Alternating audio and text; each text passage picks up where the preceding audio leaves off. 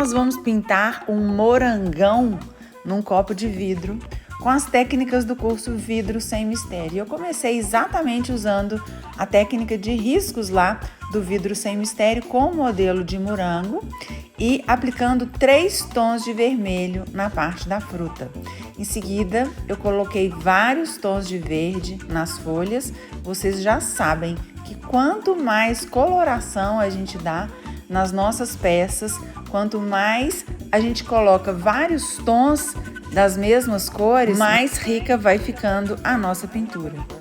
Em seguida aqui eu vou colocar algumas manchas brancas no morango e só quando o desenho fica pronto, gente, é que dá para entender essas manchas brancas que a princípio parece que vai ficar muito estranho. E algo muito importante aqui é seguir a curvatura do morango.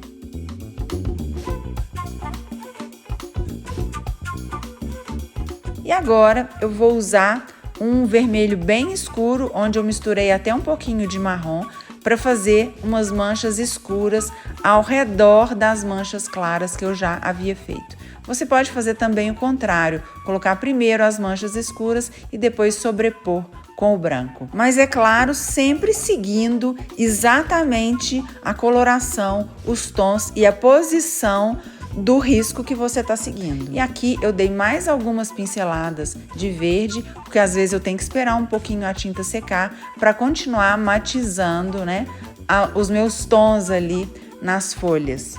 Essa tinta exige que a gente espere secar um pouquinho para dar continuidade. Em seguida, com o pincel Dagger, eu fiz só um acabamento com a tinta dourada na borda e na base do copo. Depois, só para a peça não ficar completamente transparente, na outra parte dela, eu fiz alguns poás com boleador e tinta dourada. E a tinta dourada que eu mais tenho gostado de usar nos vidros é a Decorfix 150 ouro e também as outras metalizadas. Tem um truquezinho lá no curso que a gente consegue deixá-la bem pigmentada. E uma coisa que eu não tinha percebido, só fui ver depois que o copo estava pronto, é que se eu tivesse feito as pintinhas aqui, ó, antes de começar o copo, olhem só, ia ter o morango de um lado e do outro. Então, para o pessoal do Vidro Sem Mistério, fica a dica. Ao começar a fazer o morango, façam as pintinhas, depois pintem o morango, como tá lá no vídeo, e aí sim vocês terão de um lado e do outro, porque desse lado também ficou super bonito.